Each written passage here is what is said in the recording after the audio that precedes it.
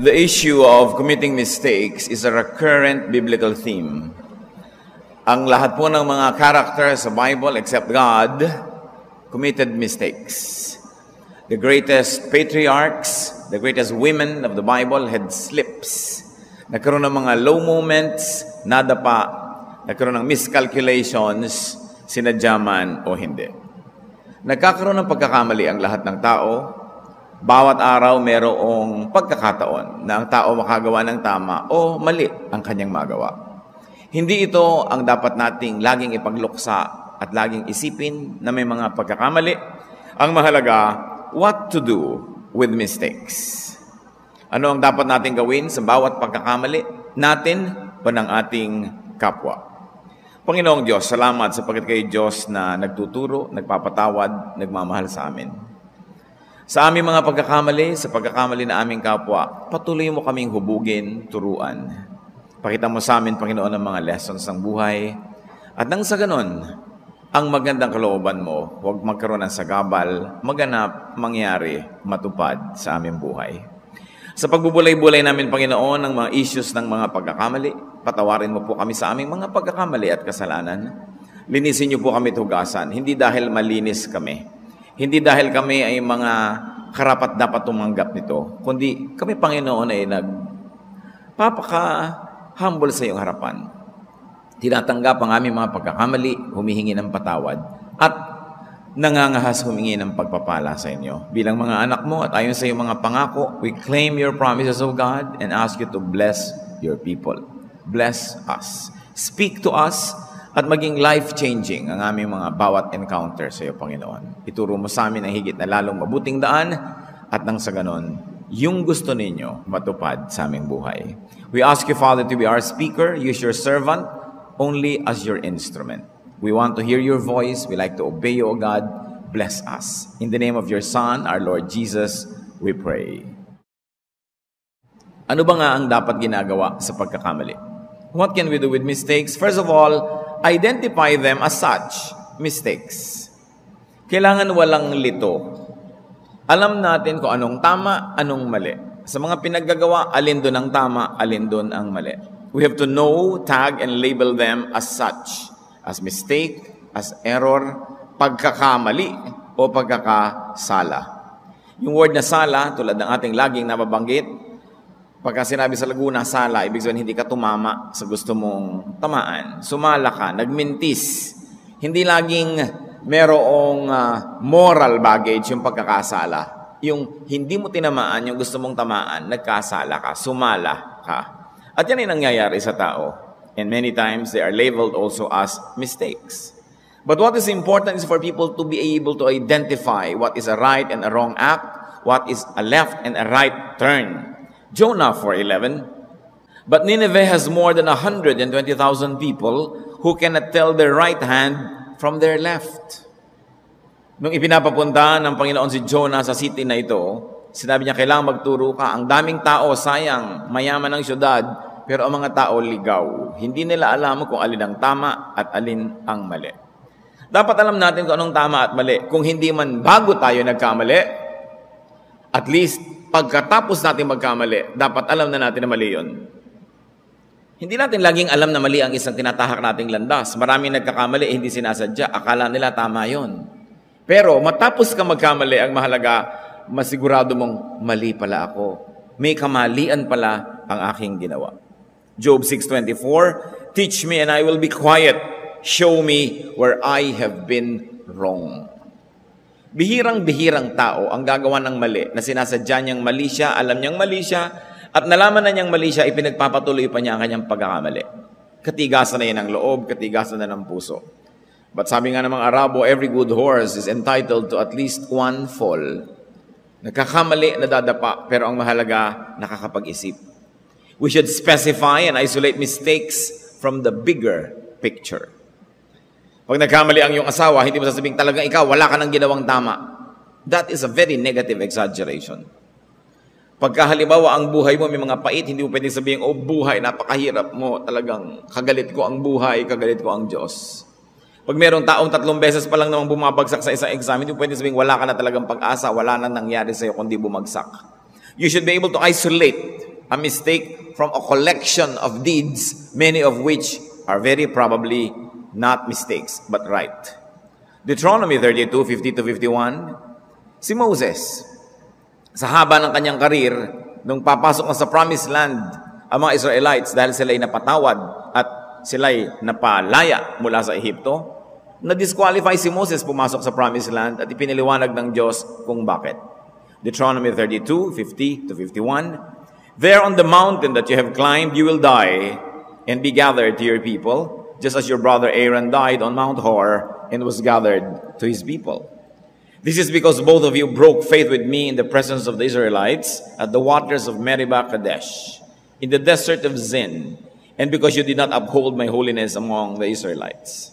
Ang daming ginawang tama ni Moses, pero meron siyang isang outstanding mistake. Nauuhaw ang buong bayan, humihingi sa kanya ng tubig sa disyerto. Pinaghihimala siya. Sabi ng Panginoon, kausapin mo yung bato at may lalabas na tubig. Subalit sa katigasan ng ulo ng mga Israelites at napiko na rin itong Moses na to, hinampas niya ng kanyang tungkod yung bato at lumabas din naman yung tubig. May nainom sila. Pero hindi na instruction Ang instruction, kausapin lang. At sabi ng Panginoon, nung si Moses ay mamamatay na, hindi ka makakapasok sa promised land. Natatandaan mo, pinapakausap ko sa yung bato, hinampas mo. That one act disqualifies you. Pero hindi sinabi ng Diyos kay Moses na yung buong buhay mo failure, yung buong buhay mo mali. Sinabi niya specifically kung ano yung mistake. We really have to differentiate the doer from the deed. Hinihiwalay mo yan. Pwede mong sabihin sa mahal mo sa buhay, I hate what you did. Pero hindi tamang sasabihin mong, I hate you. Pwede mong sabihin, what you did was wrong. But you're gonna say, you are wrong. Pag sinabi mo na sa isang taong, you are wrong, pinakyaw mo na total na. That's why you should isolate the problem. Pwede sabihin mo, alam mo, ang dami mong ginawa ngayon maghapon, pero yung sinunog mo ang bahay natin, mali yun. Hindi mo pwede sabihin, wala ka nang nagawang tama. Kasi pag ang tao, pinakyaw mo na mali lang siya lahat, nagiging defensive. Hindi na niya matatanggap yung kamalian niya dahil ang kanya magiging primary concern is to defend himself. You should isolate the doer from the deed just like what God does. No? When we don't isolate the deed from the doer, we become judgmental. We become very, very personal, and we attack the person more than the error, the specific mistake of that person. Isaiah 1:18, sabi ng Panginoon, come now, let us reason together, says the Lord. Though your sins are like scarlet, they shall be white as snow. Though they are red as crimson, they shall be like wool. Pinaghihiwalay din ng Panginoon. Sabi niya, itong kasalanan, pula. Hindi naman pula makasalanan. Symbol lang yon. Itong kamalinisan, maputi. Sabi niya, parang snow. Kailangan alam mo kung ano yung puti sa pula. Kailangan alam mo yung tama sa mali. What else do we do with mistakes? Classify mistakes.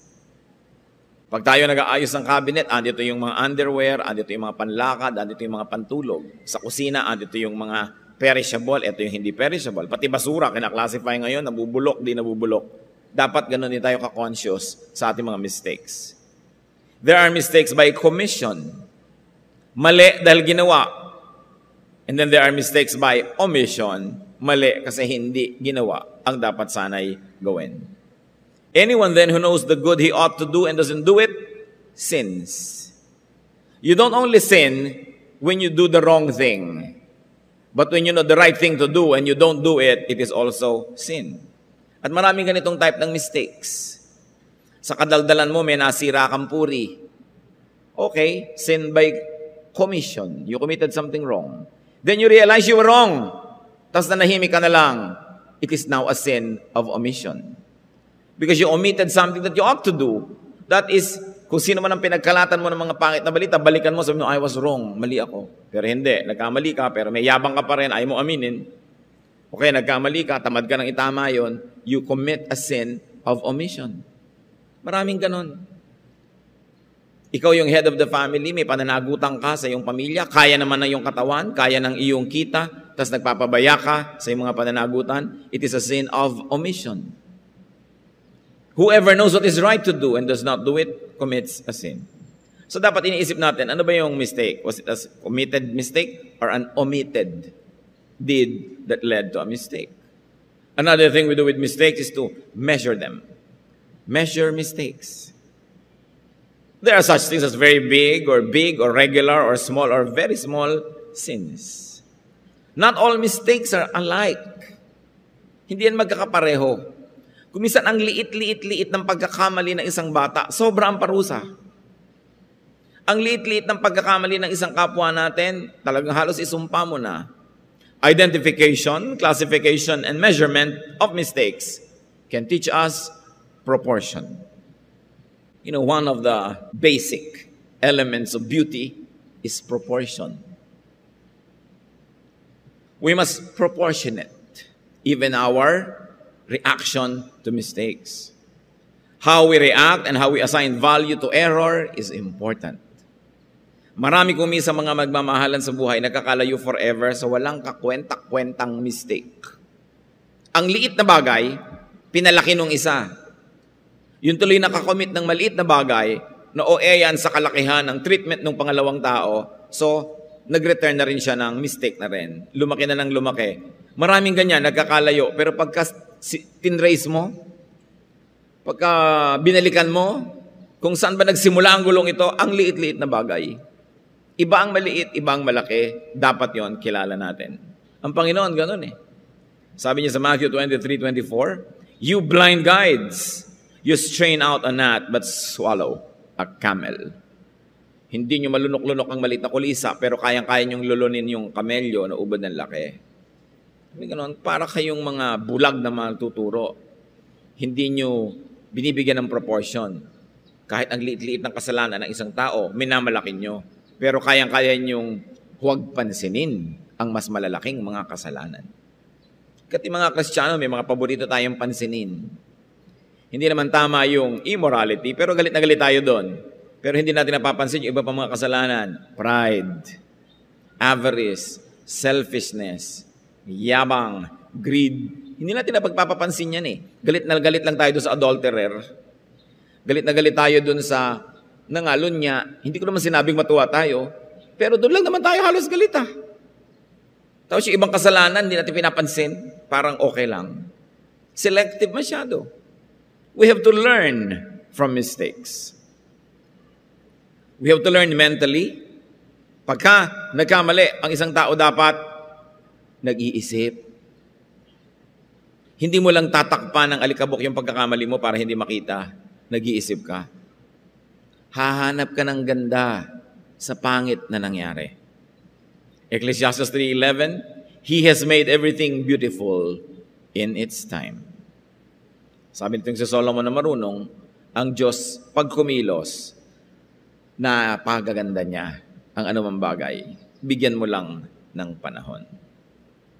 Halimbawa, nagkamali ka, ang pangit ng pagkakamali mo, hayaan mo lang kumilos ang Diyos, magpasakop ka sa Kanya, palipasin mo ang ilang araw, ilang linggo, ilang buwan, at kung ikaw'y madalanginin, binubuksan mo yung isip, and you're teachable, you will see the beauty in the mistake.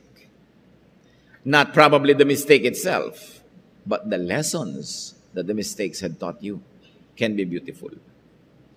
Pag nagkamali ka na, tapos hindi mo pa nakita yung ganda at hindi ka pa natuto, yun ang talagang mali. Sayang. Pero pag nagkamali ka, kahit ang halaga ng pagkakamali mo yung malaki, maraming oras ang naubos, maraming pera o katumbas ng pera ang napunta doon sa pagkakamali mo, maraming pagod ang nagugol, pero natuto ka. Ituring mo na lang yon na tuition fee. Kumisan, ang laki ng tuition fee mo eh. Para lang malaman mo na hindi ko pala dapat gawin na isang bagay, ang laki ng naging damage. So, paano mo mapapaganda? Damage na. Ituring mo na tuition fee. Sabi mo, ang mahal ng binayad ko, kailangan hindi na ako maging repeater sa subject na ito. Ang mahal na nga, ulit-ulitin mo pa, di-repeater ka, sobrang mahal, paulit-ulit, parang magulang. Ano? Mag-enroll ka na naman ng Chem 11? Naubos ng pera natin sa Chem 11. Diba? Kasi paulit-ulit, repeater. We must gather information and knowledge with every mistake we commit. So we learn by elimination. Isang klaseng learning din yan eh. Yung may ginawa ka, mali ang bunga, Sa 10 choices, alam mo na, choice number 7 is wrong. At least, kung magkakamali ka man uli ngayon, mga kapatid, 9 na beses na lang. Kasi yung isa, napatunayan mo na mali out of 10. So may napala ka. Know the truth by knowing falsehood. Know the good by knowing bad. Huwag naman nating sadyain. Gagawa ako ng mali para malaman ko kung mali yun. No. Laging maganda dapat ang intention mo sa ginagawa mo. Ngayon, nagkamali ka, so ay mali yun. Next time, hindi ko na gagawin yun. You eliminate it from your choices. Therefore, you become learned. Time and the perspective of time shows the beauty behind everything, even things that initially look ugly. Because, according to Ecclesiastes 3:11, He has made everything beautiful in its time. Pag may nangyari sa inyong pangit dahil sa pagkakamali nyo, pagkakamali ng ibang tao, laban sa inyo, pwede yung sabihin, in His time, I will see the beauty of this. At habang hindi ko pa nakikita yung ganda nun, I will hold on to dear life. I will do what is right to do. I will avoid repeating the same mistake. Learn from it, be a better person, and I will see the beauty behind this. Just avoid repetition of mistakes. Nakakita na ba kayo ng mga aso na magsusuka tas mamaya babalikan yung sinuka nila at kinain?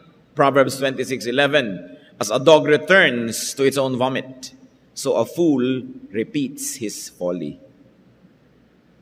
May ginawa ka ng mali, tapos inusig ka ng budhi mo, mali, tapos ulitin mo pa?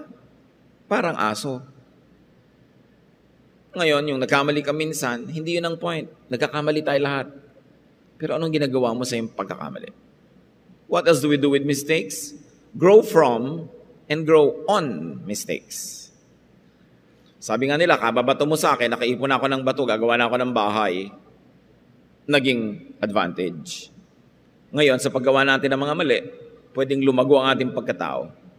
We can have emotional, personal, social, and even spiritual growth premised on our mistakes.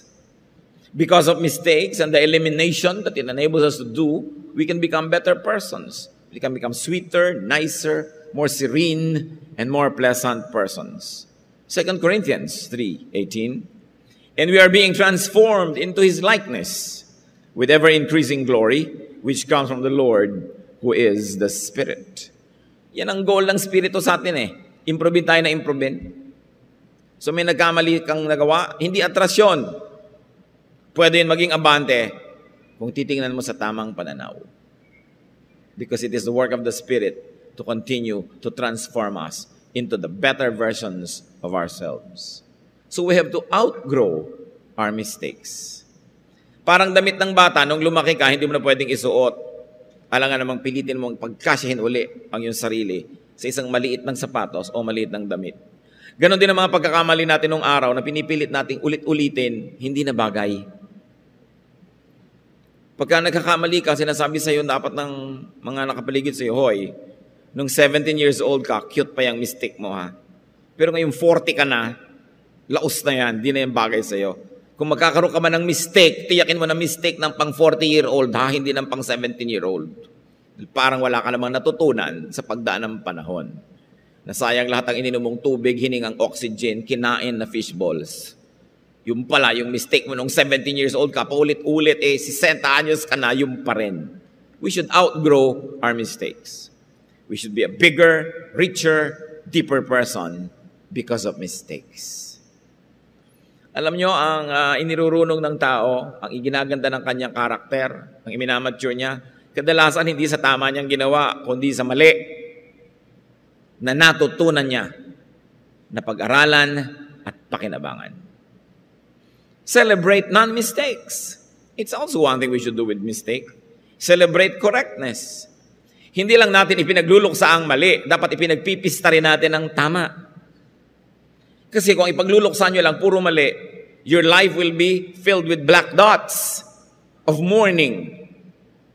But these black dots are really just tiny and few dots in an otherwise long, beautiful, bright line.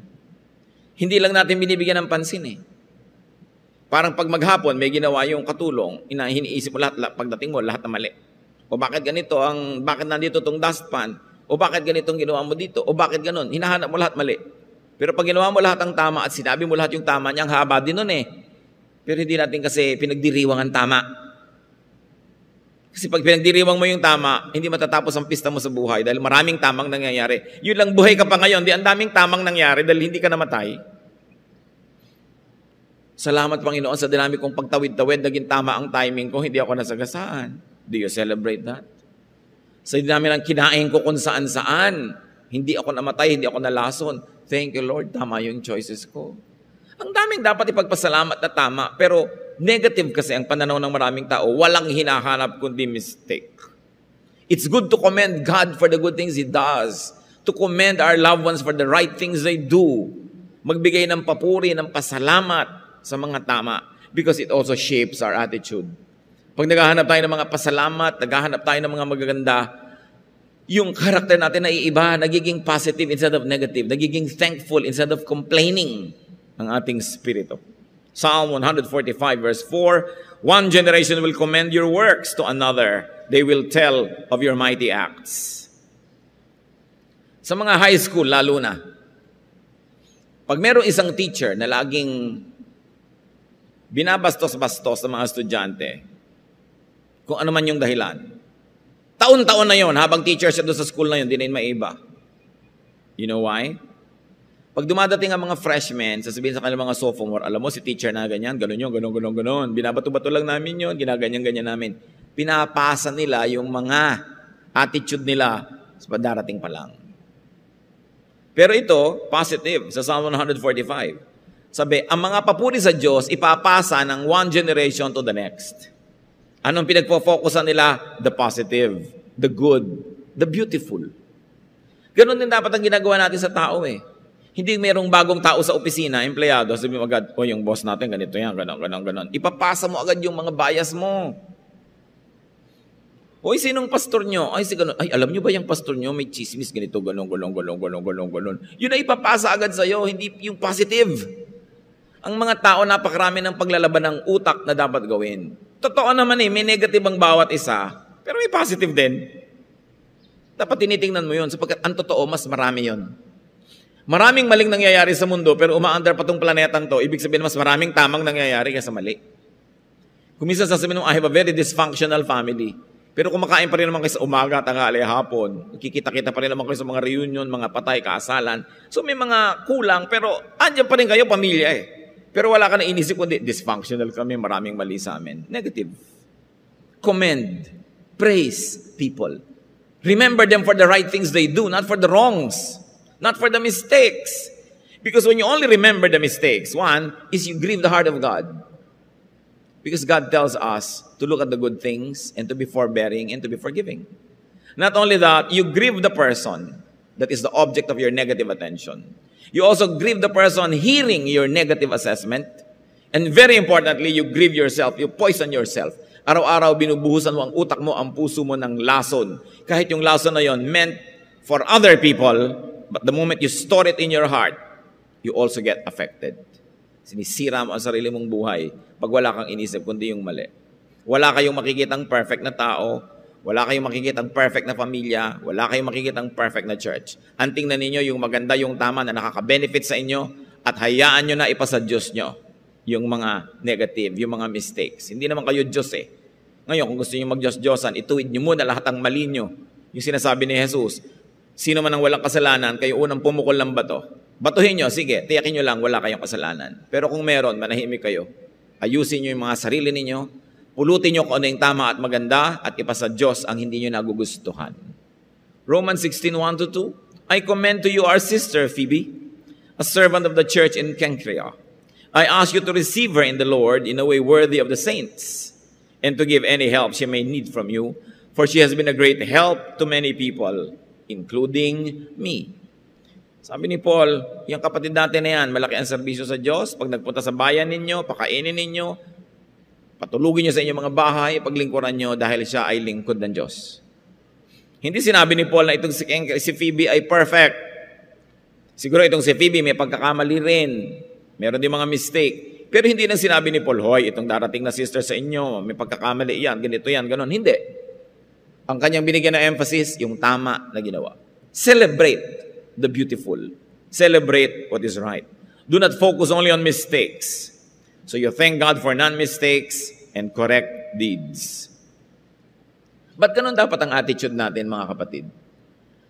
Pag tayo may mistake, pag may mistake ang kapwa, bakit hinihingi ng Biblia na ang i-focus mo yung maganda, yung tama?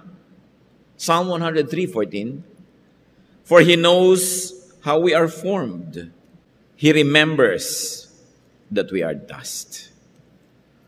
Ang Diyos mismo daw naaalala kung paano tayo nilikha. Nagugunita niya na bahagi ng ating pagkatao ay lupa. Oo, merong espiritu na galing sa Kanya, pero merong bahagi na galing sa lupa at naaalala yun ng Diyos. Kung naaalala yun ng Diyos, dapat din natin maalala yun tungkol sa ating kapwa. Oo, may maganda sa Kanya, pero may bahagi din sa Kanya na lupa. Hindi ako magkakaroon ng illusions na puro espiritu ng Diyos lang siya. Meron siyang lupa na parte ng Kanyang buong pagkatao. At pag nangingibabaw, lumalabas itong pagkalupa, ang sasabihin ko, nangibabaw ang pagkalupa. Ipapanalangin kong mangibabaw ang pagka-espiritual.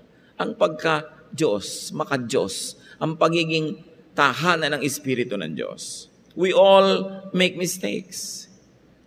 Mistakes can make us bitter or better. Kayo ang pipili nun. Even the mistakes of others can make us bitter or better. Nagkamali na inyong magulang, nagkamali na inyong asawa, nagkamali na mahal nyo sa buhay, anong gagawin nyo? You will become bitter? Or will you benefit from it, grow on it, from it, and be better? Mistakes can make or break you. You have to choose. Will you be made or will you be broken? Ano ba ang papel ng Panginoong Hesus sa ating mga pagkakamali? Isaiah 53:5, believe to foretell of the ministry of Jesus, but He was pierced for our transgressions. He was crushed for our iniquities. The punishment that brought us peace was upon Him, and by His wounds we are healed. Yun daw ang nagagawa ng dugo ni Kristo. Siya ay sinugatan dahil sa ating mga kasalanan. Siya ay dinurog dahil sa ating mga kasamaan. Ang parusang dapat sana itanggapin nating lahat ay nabunton sa Kanya. At dahil sa Kanyang mga sugat, tayong lahat ay nagsigaling. So let the salvation, the love, and the restoration of Jesus turn our mistakes into blessings. Kahit sugat, magiging bulaklak. Pag ito ay nahipo ng gagamot, nagpapagaling, mapagmahal na dugo ni Kristo. We should be free. And freedom means to be free from mistakes, if that's possible. Pipili kayo mga kapatid, because you should be free Be free from mistakes. Pero ang tanong mo, possible ba yun? Or, through God's forgiveness, be free from the oppressive remembrance of mistakes. Para lumuwag ang ating dibdib, dapat perfect tayo, wala tayong kasalanan.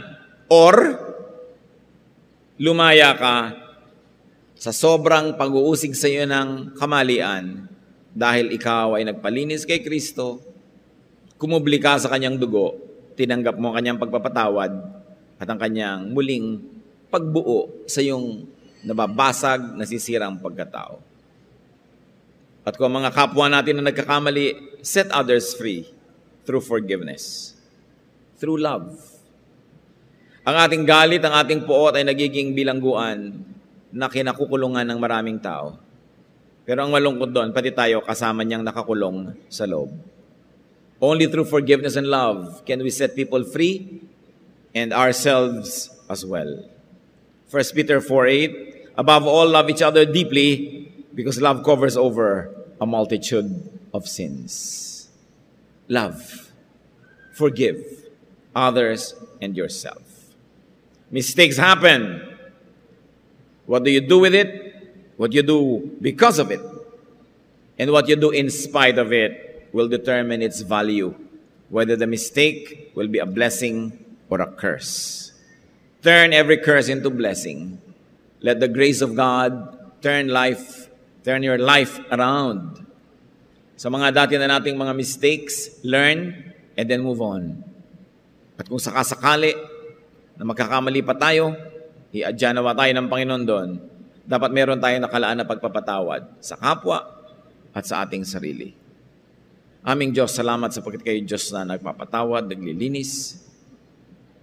Gusto namin, Panginoon, na aming mapagkakamali, huwag nang magpaulit-ulit. Gusto namin matuto.